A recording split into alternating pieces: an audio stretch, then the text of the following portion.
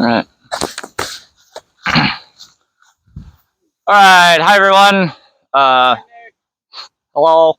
I'm Warlord Magni. Thank you all for being here. This is, I think, like my 10th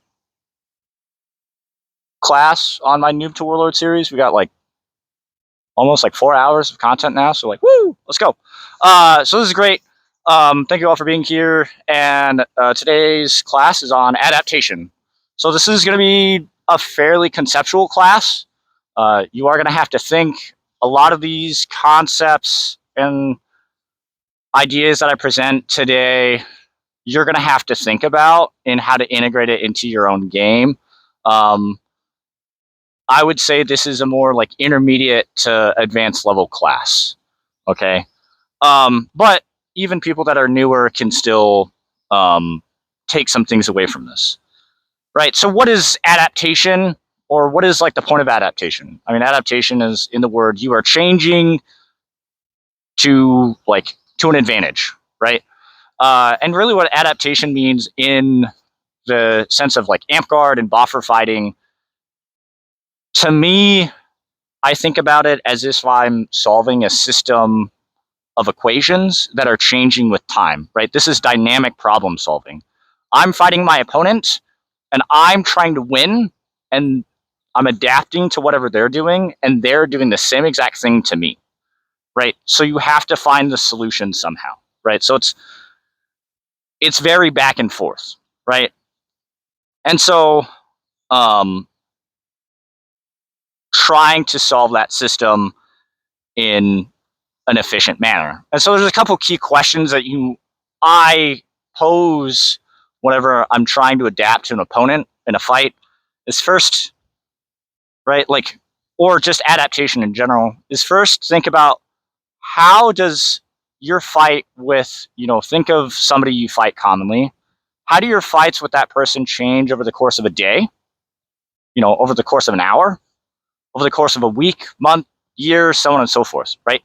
It's not a constant fight every time. Each fight is different, right? But now also think about, how do you change that style? How do you change when you fight somebody totally differently, right?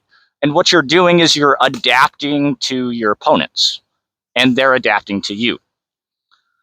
Lastly, another question that you can think about is, how do you purposely change your behavior or the behavior of your opponent to get a favorable outcome, right? This is really what I'm trying to do in adaptation so I can get a win, okay? So there's a couple things that I think to answer these questions and to really come to some bigger conclusions and how to adapt this to yourself, there's a few key axioms that I would lay down. So first off, right, whenever we're fighting, thinking about and realizing that every opponent has their own game that they want to play, right? Everybody has their own style that they like, and they want to go to that natural style, right? And so what they're going to try to do is they're going to try to get you to play your game, or they are going to try to get you to play their game, right? So if I really like to range control, I'm going to want to keep my opponent, come here, Sean, right? If I like to range control, I'm going to, you need to get over here. If I like to range control and I like to only do arm snipes, I'm going to like be out here, right? I'm going to continue to stay out far away to keep Sean out of my distance. And so Sean can't get me, right? Me personally, I really like to fight in A range.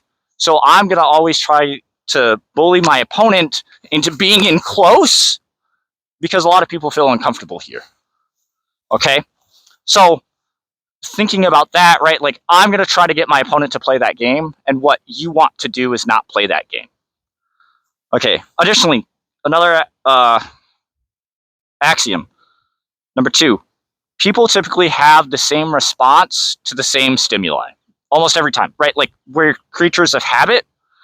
Come this way a little bit. So a lot of people in Amtgard, they love to throw the high cross. And so if you throw a high cross, somebody is often going to throw a high cross back, unless, you know, they're like trained to not throw the high cross. But there's so many times that I've like instigated people into throwing a high cross. They throw, you know, and we'll go back and forth. You know, nobody expects the 10th high cross, right? But thinking a little bit differently, not just shots, but movements. Okay, I take this deep step to the right. You know, if Sean only rotates, and we do this again, I step to the right and he just rotates again. Okay, you know, we're resetting. Next fight, he steps again.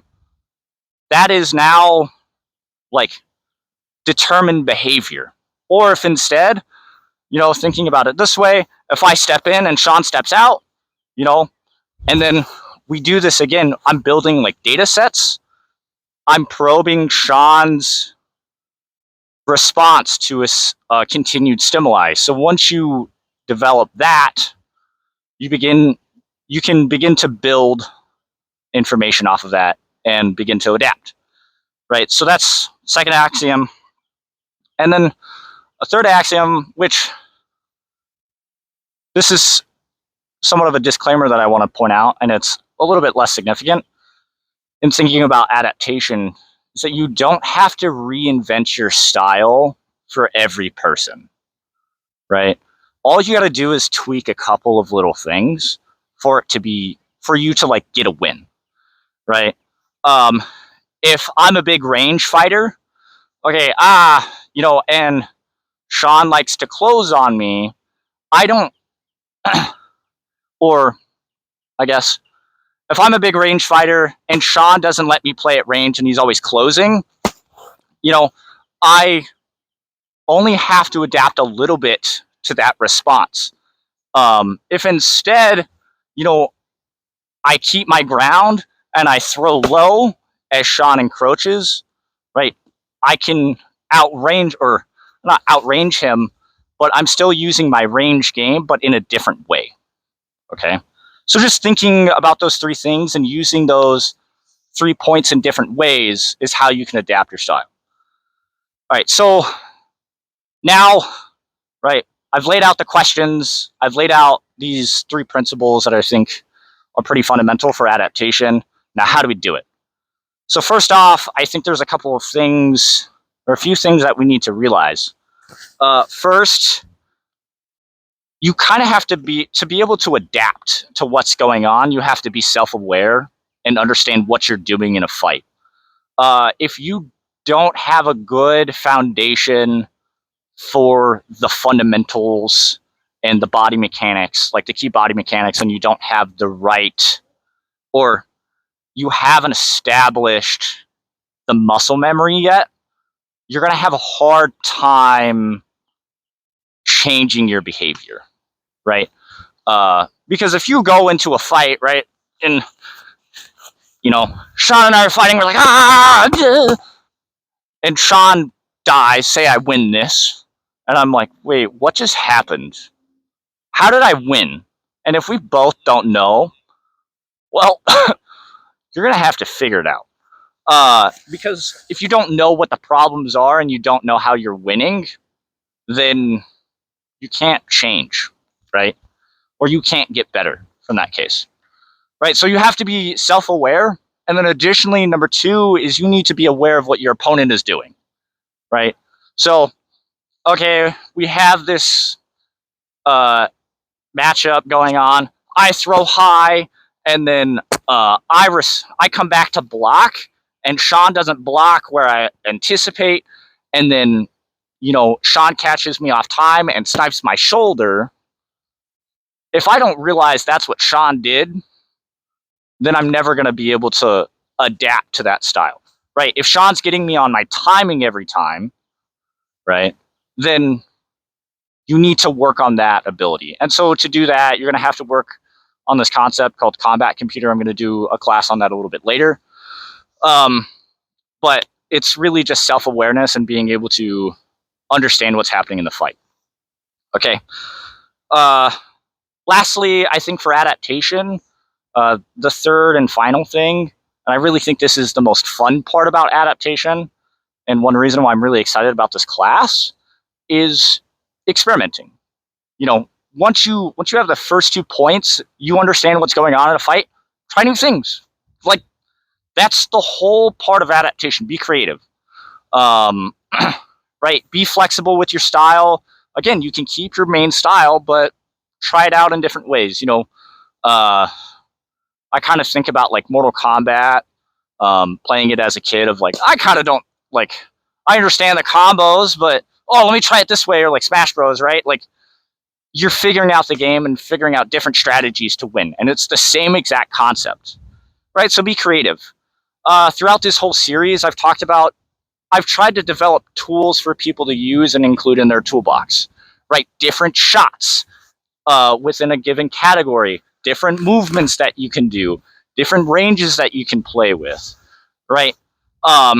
Different types of body mechanics of like generating power from your arm versus your body, from your hips, from your shoulders, right? You want to try to use these different tools in different ways. And that's how you can solve different problems, right? And again, this is a moving problem. Every time I'm going to change, my opponent's going to change to adapt, right? Because my opponent doesn't want to lose all the time, okay? So, use your movement, use your different types of shots, your different blocks, combo them in different ways, doing different fakes, feints, and baits. I know I haven't covered everything in this, and it'll be a part of this series later. Even using different guards and different stances, right? Like, so I think in single sword, one of my favorite things, or I guess first starting off, right? Like, this is my base guard, right? This is just unique to me. But, if this isn't working out, what I'll often do is I'll do this like inverted guard. And often what this does is people are now confused of, wait, what is going on?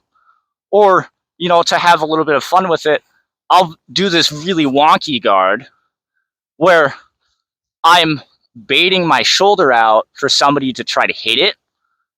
It's an easy kill. It's right there. It's nice and juicy. Come and get it, right? I've served it on a silver platter for you. But my opponent often knows that it's bait. So do they take it? Do they not? I can go for the stab. I can go for the chop, right? I'm already loaded from here. Doing these different stances, different guards, different shot combos, they're all great ways for you to adapt and to think about how to solve the Rubik's Cube of a fight or the chess game, okay? Like another thing that you can think about, just in terms of board, pick up your board. Right, I talked about in my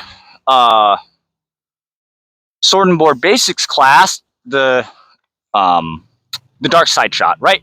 So dark side is this. You just, bah! Right, the dark side is a natural response to the high cross.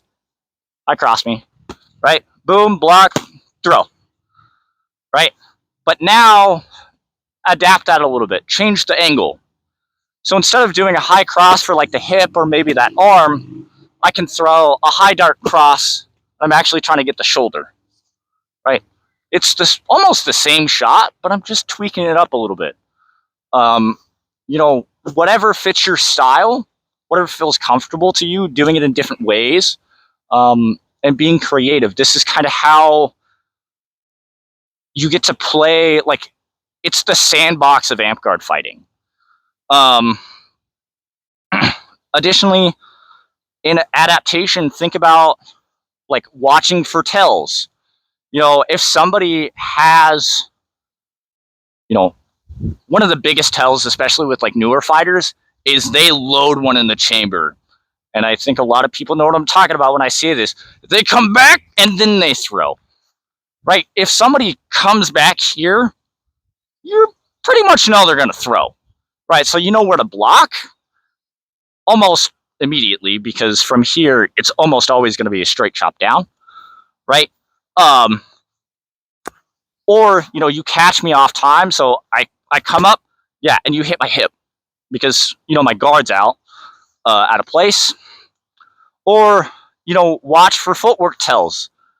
Some people do a very constant setup where, okay, I'm gonna like step, throw, and then, if that's always the case, or where the shot's gonna be, or that, okay, on the first step they're not gonna throw, second step they'll throw, right? You can catch them on that off point. That's a little bit of timing. A lot of people will often throw, similar shots all the time. I think in Amtgard, a lot of people like to throw upper body shots where they're just working the shoulders. They're not really throwing hips. So adapt to that, right? If their guard is always going to be up top, throw down low, right? That's a very simple adaptation for you to get wins. And then once they begin to, block their hips, you go throw up, right? You can play with it just because, you make one change and then your opponent now changes to that. You can exploit the original change to get a response to counter, right? Warlord Nips or Warlord Nip does this with a sword and board shot where, and it's so beautiful. Like, I love this shot, switch me spots, where he loads it up by he first throws for the hip, right, to get you to drop, and then you're not supposed to go that far low. You're just supposed to drop the board, right? So throw, and then get that, right? So now people bring up. So then you go, boom, or you don't even always have to throw. You just fake, throw, boom, for the money, right? So if we flip, fake, throw, and then once people get used to that money shot, then fake, throw, and then boom, right? It's the same movement, the same steps, but then you play with it. And I think stuff like that is really great ways to make things fun. And again, be creative, have fun with it, make it your own. One thing that I like to do as well, this is, I think, a little bit unique to me, is I like to mimic my opponent. So this will be over the course of a series of shots or a series of fights. If my opponent likes to be really defensive, then I'll adapt to them by being really defensive too, right? So now what I'm doing is I'm forcing my opponent to be aggressive. And so I'm using their style against them, right? If I'm throwing and Sean doesn't ever throw until, I like come over here and I'm in a really bad spot, okay, I know in the aggressive game I'm never going to win. So I'll wait. I will be patient and I'll wait for Sean to throw something. He may be here for minutes. But, if you want to win, it's good, right? And then I'll throw. Something like that. Additionally, like with Mimicry, I think I have one instance of this, especially it's with Florentine, where we were in guard and somebody got me with this like underhand wrap or like inside wrap. And I was like, oh shit, dude, that was good. And so I did it against them and they didn't expect it. And I ended up winning, or, winning that series of fights. So throwing, but to be able to do that, you have to be able to understand what happened for you to mimic your opponent. You can try other things in being creative, right? Like, I know a lot of people, when shots are thrown, they're going to put a lot into the block, right? Where if I throw high, they're going to pull their guard up and they're going to block in, right? They're pulling in, but additionally, you can think about throwing out for the block, right? Because if I throw a high cross, if I come out, I've now pushed the guard. I can step in, I can throw, I can like push the equipment down and over. Pulling in isn't always the best. Sometimes like you'll chamber yourself up for another shot, but sometimes, when you pull in, you'll actually end up showing more of your forearm or something like that. You don't always have to put your block out, but you can step into the shot, for example, right? So throw for like my hip, right? I could do this. This is a normal block, or I can step into the block and come over. These different sort of like footworks and changing your guards up are great ways to adapt your style to win. Okay. For opponents that really like to do intense combos, interrupt them. I think that's at least what I found is one of the best ways to not get killed from combos, because people need that series of events to get it all right in their head. So, there's the like AK-47. It's typically with the board where you like throw for the shoulder and then you get the money. You can like integrate it a couple of different ways where like throw, boom. If you keep getting killed by the same combo over and over again, interrupt it. You can see it happening. I fake and then I throw here. Just throw a shot. Just like block off my guard, because you're interrupting my tempo. And now, like, most people are going to have to like, I got to step back and reset. Yeah, these are just a couple of different ideas in terms of being creative. Again, you're going to have to think about, like, take time after this video and think about what you do, what your style is a little bit, and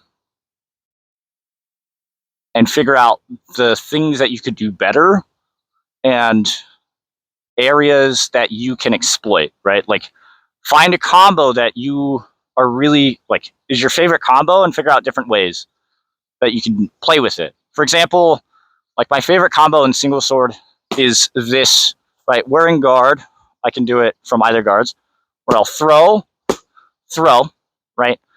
I throw this, like, overhand wrap, and then I'll do a full wrap, and then I can chop, and then I can stab, right? Typically, I'll start off with this, and people will then get gauged to that. So now, boom, stab, right? Or now I can, once I get people gauged to that, throw over, right? In this case, I'm still in a pretty good position to block myself. Again, just like find stuff that you like and figure out how you can play with it.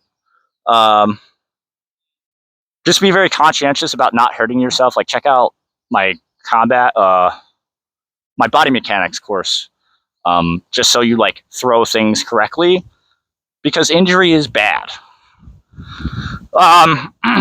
All right, so I guess really quick, I'll go through a couple of examples for people to think about adaptation.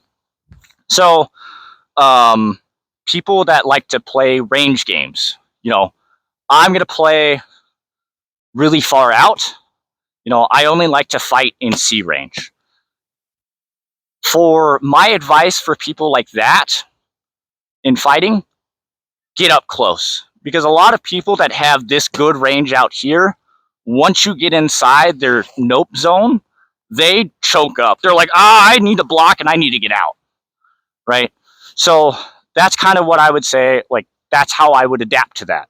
And then once they adapt to you getting in close, you're going to have to change again, right? Now, that's going to be different for every fighter, so I can't give you, the playbook and the secret sauce for every fight in that instance. For highly defensive fighters, I get, like, I already kind of talked about this in this video. is become defensive and make them be aggressive, because a lot of defensive fighters are reactionary fighters. So if you force them to instigate, they don't have the chance to react, right? So you're using their tools against them. People that outreach you, getting close. Additionally, like level change it up. I don't think people level change enough, right? People fight up here, throw down. I understand that not everybody can move that way, so don't try to like do a full deep level change from the get-go. Work yourself up to it, right? Be safe about it. For people that like out footwork you, I'm Magni. I like to use a lot of footwork. Leg me. I hate that I'm telling everybody this, but leg me. Because if I like to move, yeah, well, I was talking. If I like to move and I'm winning fights by putting other people out of position, leg me. Because now, right, now you can hit my leg, right? Okay, now, oh wait, come back here. Right, if I'm down here, I can't move. I've now given the control of the fight to my opponent. Now maybe, you know, I can do some like deep rolls or something like that. But all of my mobility, if mobility is somebody's strong suit and you take that card away from them, they're gonna have to figure it out. They can't play their trump card anymore. Lastly, another common case is if you're being outgunned by somebody. And what I mean by this is like somebody that can throw like a bunch of combos all at once. And, you know, how do you adapt to that? So what I would say in those sort of cases against people that just throw a bunch of shots and they're not, realize when somebody is throwing, you know, a flurry of blows at you, they're not necessarily wanting every shot to hit. What they're waiting for is for you to open yourself up so they can then get that one slot shot or whatever it is, right? And so to break that, upset their tempo.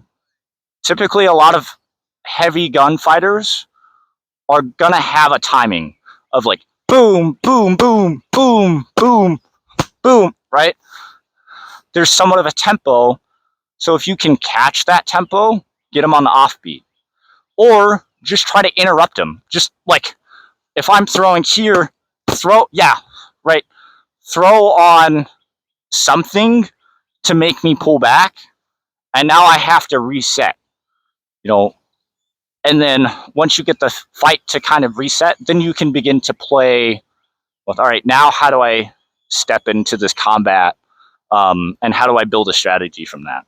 Which I'll talk in a later video on building strategy as a whole.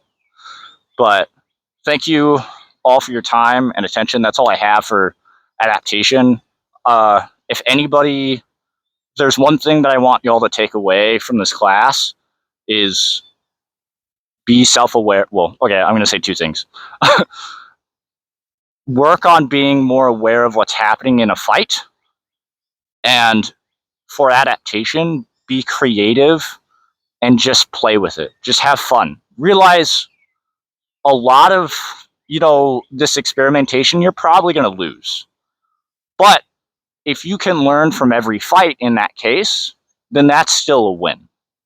So, yeah, that's all I have. And thank you for your time and attention. And I'll see you next time on my Newb to Warlord series. Thanks, guys.